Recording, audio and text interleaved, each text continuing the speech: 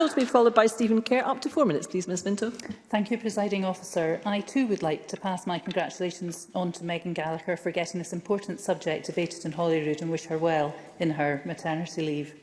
I also wish to thank and commend the work that communities, volunteers, the British Legion, churches and councils across Argyll and Bute in Scotland do to keep war memorials in the heart of their communities in such wonderful condition.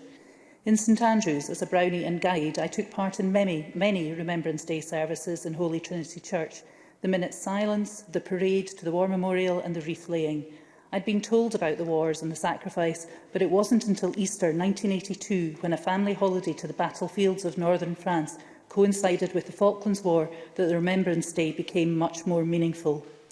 I knew that 6 Minto cousins fought in World War I.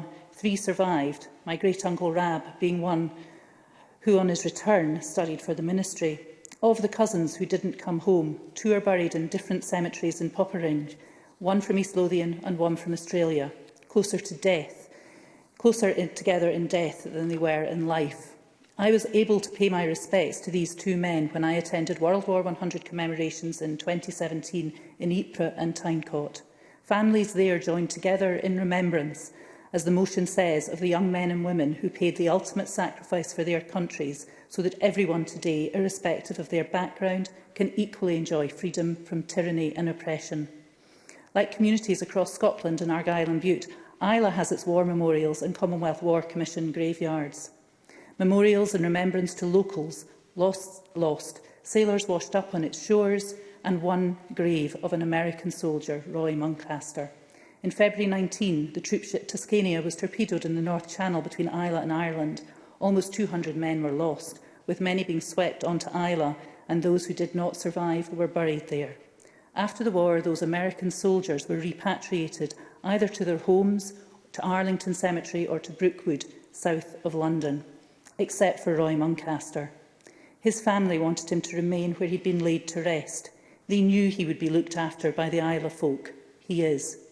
But also the Forest Ranger Service, who Roy worked for in Washington State, named a mountain in his memory in the Olympia National Park. Memorials take different forms.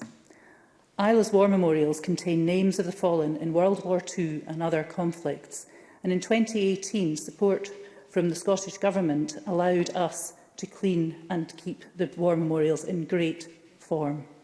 In small communities, they are personal. The surnames etched into the stone are still on the school rolls today. They're not simply names, they are family members, recognised, remembered and respected. The stories of the battles in the trenches, in the deserts or on the seas are handed down, retold, learnt about in school.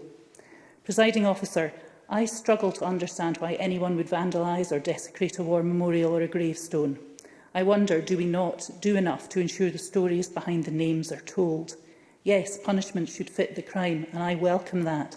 But the history behind our war memorials needs to be handed down through the generations, lest we forget. This is why these debates are so important, and like the one last week on 40 years since the Falklands, led by my colleague Graham Day, they raise awareness. Our war memorials belong to our communities. They represent the collective memories and histories of our communities. They are, as others have said, beyond politics. They do not judge wars as just or unjust. They simply but starkly remind us what high prices communities pay when countries go to war, and they honour those of our own folk who paid the ultimate sacrifice. They are too important to fall prey to thoughtless and ignorant vandalism.